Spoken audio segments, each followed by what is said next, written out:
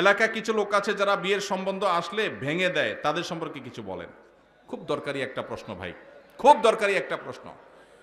আমাদের দেশের গ্রামে গঞ্জে এই ধরনের নিকৃষ্ট মানুষ, এই ধরনের ফাসিক এবং পাপিষ্ট মানুষ বহু আছে। এমনকি অনেক লোক আছে নামাজ কালাম পড়ায়, মসজিদে জামাতের সাথে নামাজ আদায় করে, কিন্তু মানুষের বিয়ে শাদী উপলক্ষে খোঁচাখুচি করে। কোন এলাকাতে একটা মেয়ের খবর নেওয়ার জন্য আরেক এলাকা থেকে মানুষ আসছে এলাকাতে আপনাকে পাইছে একটা পুকুরের ঘাটে উজু করতেছেন, দেখছে যে মসজিদের পুকুরের ঘাট উজু করতেছে, বেচারা নামাজি মানুষই হবে। জিজ্ঞাসা করছেন, ভাই সালাম আলাইকুম, আপনাদের এলাকায় অমুক মেয়েটার সম্পর্কে কিছু জানেন কিনা? আপনি চিন্তা করছেন, আরে তো আপনার শত্রুর মেয়ে, আপনার সাথে তার আইল ঠেলাঠেলি আছে, এই চান্সে আপনি শত্রুতা উদ্ধার করার জন্য বলছেন, ভাই আল্লাহ বাঁচাইছে আপনি আমার কাছে আসছেন ভাই। এই বইলা যে আপনি একটা শয়তানি শুরু করে দিলেন, আস্ত ডাহা ডাহা মিথ্যা কথা বলে ওই বিয়েটা ভাঙে দিলেন।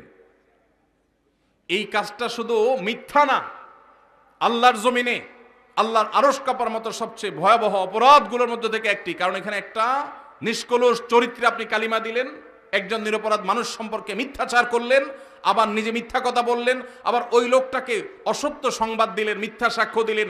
অনেকগুলো কবিরা গুনার সমাহার এখানে আছে, একটা কবিরা গুনাহ নয়, অনেকগুলো কবিরা গুনাহ একযোগে হচ্ছে, আপনি টেরও পাচ্ছেন না। জাহান্নামে যাওয়ার জন্য বেশি কিছু দরকার হবে না ভাই।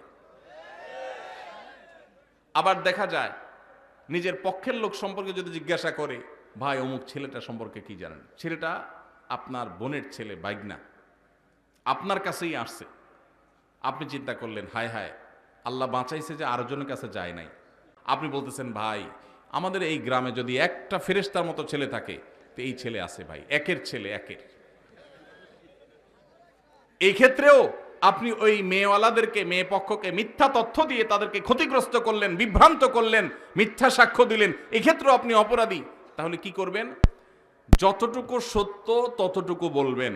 সত্য বলার মতো যদি বুকে বল না থাকে, যদি মনে হয় সত্য বললে আমি মাইদ্যর খাওয়া লাগবে, তাহলে বলবেন, ভাই সরি, অন্য কেউ যারা চিনে জানে তাদেরকে জিজ্ঞাসা করেন, আপনি অ্যাভয়েড করে যান।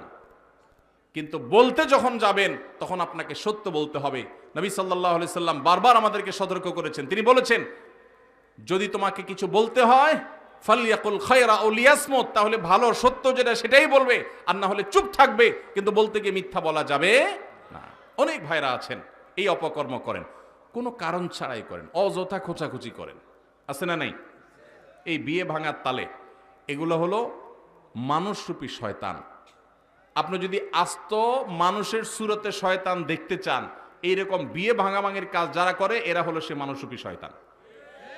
কেন বলেছি জানেন? কারণ ইবলিস শয়তান সবচেয়ে বেশি খুশি হয় একটা সংসার ভেঙে দিলে। একটা সংসার ভেঙে দিলে শয়তান সবচেয়ে বেশি খুশি হয়, অন্য কোনো কাজে শয়তান এত খুশি হয় না। আর এই লোকটা একটা বিয়ে হতে যাচ্ছিল, মিথ্যা কথা বলে ভেঙে দিয়েছে, অথবা অজাগা বিয়ের ব্যবস্থা করে দিয়েছে মিথ্যা তথ্য দিয়ে। এই লোকটা শয়তানের সে কাজটা করেছে। আল্লাহ আমাদেরকে এই দুশ্চরিত্র থেকে বেঁচে থাকার তৌফিক দান করুন। যারা এই সমস্ত খারাপ কাজের বদভ্যাস আছে, আল্লাহর ওয়াস্তে তারা ছেড়ে দেন, আল্লাহকে ভয় করেন। যারা মাসিক বেতনে কর্ম করে তাদের নির্দিষ্ট একটা সময় থাকে, যেমন 10টা থেকে 5টা অফিসিয়াল টাইম। সে যদি ব্যক্তিগত কাজে অফিসে পরে আসে বা আগে চলে যায়, তাহলে সেক্ষেত্রে বেতন নেওয়াটা কতটুকু হালাল হবে? খুবই দরকারি প্রশ্ন। আমাদের অনেক ভাইরা আছেন চাকরি করেন বিভিন্ন কোম্পানিতে, সরকারি বেসরকারি প্রতিষ্ঠানে। যেই কয় ঘন্টা ডিউটির জন্য আপনি চুক্তিবদ্ধ, ওই কয় ঘন্টা ডিউটি যদি আপনি ফাঁকি দেন, পরে আসেন, আগে চলে যান, আর কাজের ফাঁকে নিজের কাজ কাম করেন, মোবাইল টিপাটিপি করেন, ফাঁকি ঝুঁকি দেন, তাহলে তাদের ওই ফাঁকি ঝুঁকি দেওয়ার সময়টার যে ইনকামটা ওইটা হারাম হবে। সেই ইনকামটা কি হবে? হারাম হবে। অনেক হারাম আছে আমরা যেগুলো জানি না। সুদ খাওয়া হারাম আমরা জানি, ঘুষ খাওয়া হারাম আমরা জানি, কিন্তু চাকরির মধ্যে এই যে ফাঁকি ঝুঁকি দিয়ে টাইম নষ্ট করে ওই টাইমের বেতন আমি নিচ্ছি, এটা যে হারাম, এটা আমাদের বেশিরভাগ মানুষের সেন্সও নাই। ভাইরা আমার, আল্লাহর ভয়ে আমানতদারিতা রক্ষা করতে হবে। মুসলমান কখনো আমানতের খেয়ানতকারী হতে পারে না।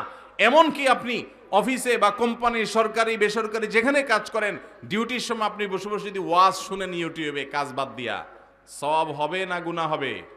কোরআন তেলাওয়াতও যদি শুনেন সওয়াব হবে না গুনাহ হবে? ইমানদার কখনো সিসি ক্যামেরাকে ভয় পাবে না, ইমানদার ভয় পাবে কাকে?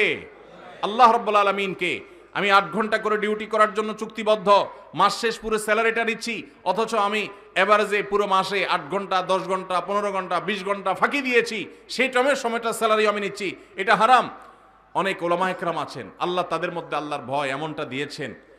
টুমচর আলিয়া মাদ্রাসা বাংলাদেশের সবচেয়ে প্রাচীন মাদ্রাসাগুলোর একটা, সবচেয়ে পুরাতন মাদ্রাসাগুলোর, শতবর্ষী মাদ্রাসাগুলোর একটা হলো লক্ষ্মীপুর জেলার টুমচর আলিয়া মাদ্রাসা।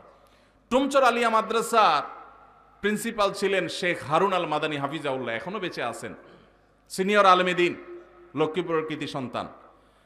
শেখ হারুন আল মাদানী তিনি কিছুদিন আগে রিটায়ারমেন্টে গেছেন, কিছুদিন আগে বলতে 2-3 বছর হয়েছে সম্ভবত। তিনি রিটায়ারমেন্টে গেছেন, প্রিন্সিপাল ছিলেন ওই প্রতিষ্ঠান থেকে, তিনি অবসরে গেছেন। অবসরে যাওয়ার সময় তিনি যা সুযোগ সুবিধা পেয়েছেন সেখান থেকে একটা চেক লিখে একটা বড় অ্যামাউন্ট, কয়েক লাখ টাকার একটা অ্যামাউন্ট তিনি মাদ্রাসার ফান্ডে দিয়ে দিছেন, মাদ্রাসায় তিনি সেটা দিয়ে দিছেন।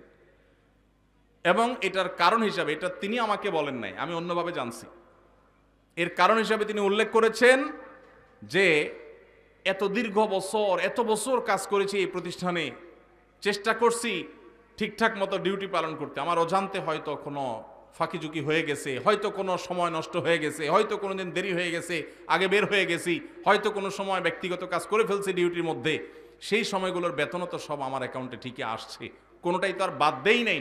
এই জন্য কিয়ামতের ময়দানে যেন দাঁড়ায় থাকতে না হয়, জান্নাতের পথে যেন বাধা হয়ে না দাঁড়ায়, এই জন্য কিছু টাকা এর চেয়ে বেশি হবে না, এর কমই থাকবে, একটু বাড়ায়া সতর্কতামূলক দিলাম আমি দায়মুক্ত হওয়ার জন্য। মানুষ এখনো পৃথিবীতে আছে, সংখ্যায় কম কিন্তু আছে। আল্লাহ আমাদেরকে মানুষ, সেই ইমানদার, সেই মুসলমান হওয়ার তৌফিক দান করুন। ইমানদারকে কোনো সিসি ক্যামেরার মনিটরিং এর প্রয়োজন হয় না, তার সেলফ মনিটরিং, নিজেকে নিজে মনিটর করে, আল্লাহর মনিটরিং এ বিশ্বাস করে। আল্লাহ আমাদেরকে সেরকম মুসলমান হওয়ার তৌফিক দান করুন।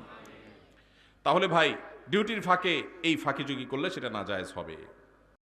আস-সুন্নাহ ফাউন্ডেশন, উম্মার স্বার্থে সুন্নাহর সাথে।